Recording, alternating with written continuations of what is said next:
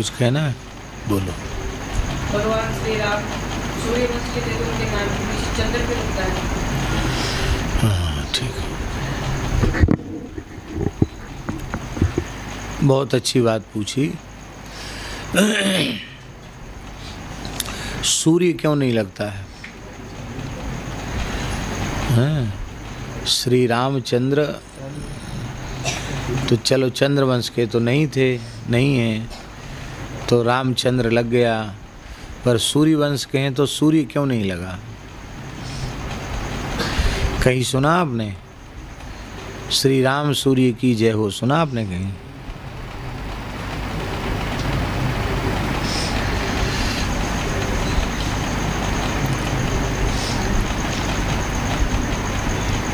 तो इसका उत्तर दो पहले कि जब वंश के आधार पर यदि चंद्रवंश में उत्पन्न के पीछे ही चंद्र लगता है तो सूर्य वंश में उत्पन्न के पीछे सूर्य लगना चाहिए कि नहीं?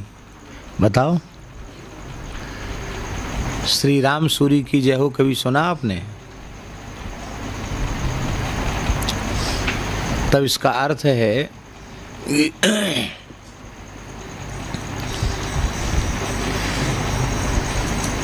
चिद धातु जो है उससे चंद्र बनता है, जिसके दो अर्थ हैं, आह्लाद और दीप्ति। क्या?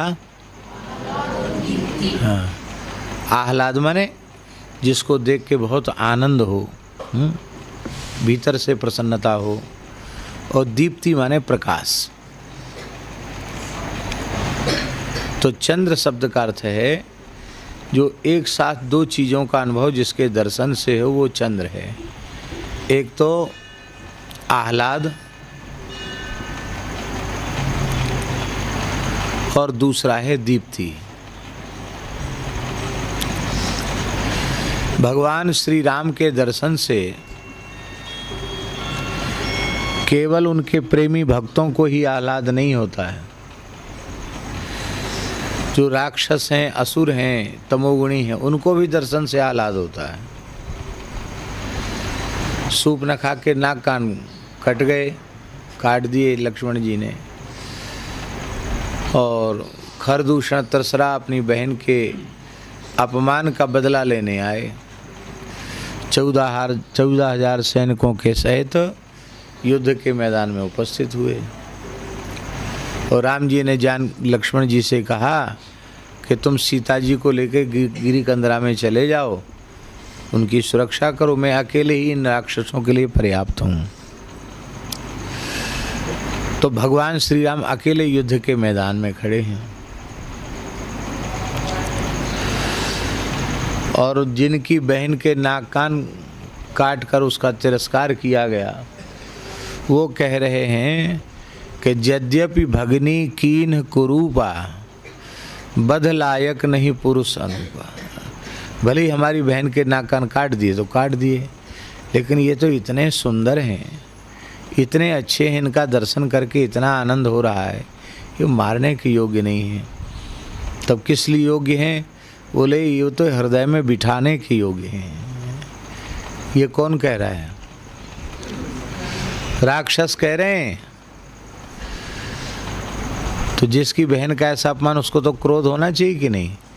पर उनको भी आह्लाद हो रहा है।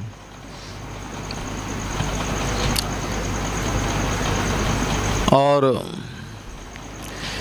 जिसके नाक कान कटे शूर्पणखा के,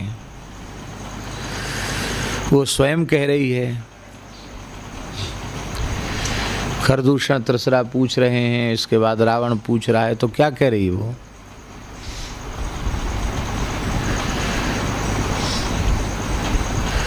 पुंडरीक विशालाक्षौ, जिसके नाक कटे उसको सुंदरता का वर्णन तो नहीं करना चाहिए, कहना चाहिए बड़े क्रूर हैं। वो कहती कितने सुंदर हैं, हाँ? कैसा है पूरा? तरुणौ रूप संपन्नौ, एकदम युवान हैं, 15-16 साल के किशोर हैं। रूप संपन्नौ, बड़े सुंदर हैं। सुकुमारौ, बड़े सुकुमार हैं। और सुकुमार जो होता है वो बलवान नहीं होता, लेकिन महाबलौ, बहुत अधिक शक्ति उनमें है। और पुंडरीक विशालाक्षौ, कमल के समान वृष विशाल उनके नेत्र हैं। चीर कृष्णा जिनाम्बरऊ, चीर कृष्णा जिनाम्बरऊ का अर्थ है कि वो तपस्वी वेश धारण किए हुए हैं। और दूसरा अर्थ ये है कि जब बलकल वस्त्र पहने हैं तब तो इतने सुंदर लग रहे हैं, अब मान लो बढ़िया कपड़ा पहने तो कितने सुंदर लगेंगे हैं। वृक्ष की छाल पहने हुए भी इतने सुंदर लग रहे हैं। वलकल क्या, चीर कृष्णा जिनाम्बरऊ, काला मृग चर्म और वलकल पहने हुए हैं। और फल मूलासनऊ, कंदमूल फल का आहार करने वाले हैं। दानतऊ, बड़े जितेंद्रिय हैं। और तापसऊ, बड़े तपस्वी हैं। और ब्रह्मचारिणऊ, ब्रह्मचारी हैं। अभी नाम पहले लेना चाहिए कि नहीं, नाम नहीं ले रही है तो जिज्ञासा हुई कि ऐसे हैं कौन। तो अंत में कहती पुत्रौ दशरथ सेतौ भ्रातरौ राम लक्ष्मणौ। ये वाल्मीकि रामायण के श्लोक हैं जो राम रक्षा स्तोत्र में उद्धृत किए गए हैं मूल में वाल्मीकि रामायण के श्लोक। तो शूर्पणखा जिसके नाक कान कट गए, उसको भी राम जी के दर्शन से, इतना व्यवहार करने वाले राम जी के दर्शन से उसको आनंद होता है। ठीक है, तो इसी को कहते आह्लाद। और दीप्ति माने प्रकाश तो है ही है, प्रकाश स्वरूप तो भगवान है ही हैं। इसलिए यहाँ चंद्र शब्द का अर्थ है रामचंद्र। चंद्र शब्द का अर्थ है कि आह्लाद और दीप्ति दोनों का एक साथ जिनके दर्शन से अनुभव होता है उन्हें चंद्र कहते हैं। समझ गए। इसी तरह से कृष्णचंद्र रामचंद्र, वहाँ कृष्णचंद्र चंद्रवंश के होने से कृष्णचंद्र नहीं है, वो भी इसी अर्थ में है। और रामचंद्र भी चंद्रवंश के होने और सूर्यवंश के होने से नहीं, क्योंकि सूर्यवंश के होने से होता तो कृष्णचंद्र के पीछे तो चंद्र लगाना ठीक है, तो राम सूर्य लगाना चाहिए। होता कहीं सुना आपने राम सूर्य की जय हो, राम सूर्य तो नहीं होता। तो चंद्र माने आह्लाद और दीप्ति। दूसरी बात यह है कि चंद्रमा की 16 कलाएं हैं। कितनी कलाएं हैं? चंद्रमा की 16 कलाएं हैं। और पुरुष की भी 16 कलाएं हैं। कितनी कलाएं हैं? षोडश कलह पुरुषः, वेद में लिखा है षोडश कलह पुरुषः, 16 कलाओं वाला पुरुष है। पुरुष शब्द का अर्थ मनुष्य नहीं होता है। पुरुष शब्द का अर्थ है पुर्याम शेते अथवा पुरीषु शेते इति पुरुषः, जो इन शरीरों में अंतर्यामी रूप से शयन करे उसका नाम है पुरुष, माने भगवान। भगवान की कितनी कलाएं हैं? 16।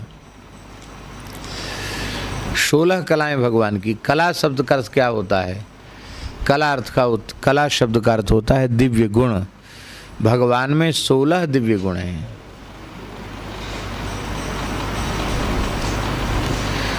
वाल्मीकि रामायण में भी भगवान श्री राम के प्रधान 16 गुण हैं और अन्य भागवत आदि ग्रंथों में भी श्री कृष्ण के प्रधान 16 गुण हैं। इसलिए राम जी की भी 16 कलाएं हैं और श्री कृष्ण की भी 16 कलाएं हैं। अब लोगों को ज़्यादा जानकारी तो होती नहीं है, वो कहते रामचंद्र 12 कला के हैं क्योंकि सूर्य की 12 कलाएं होती हैं और चंद्रमा की 16 कलाएं हैं और कृष्णचंद्र जो है वो 16 कला के अवतार हैं। तो लोग कहते हैं कि 12 कला के अवतार छोटे हैं, 16 के बड़े हैं। 4 ज़्यादा हैं कि नहीं?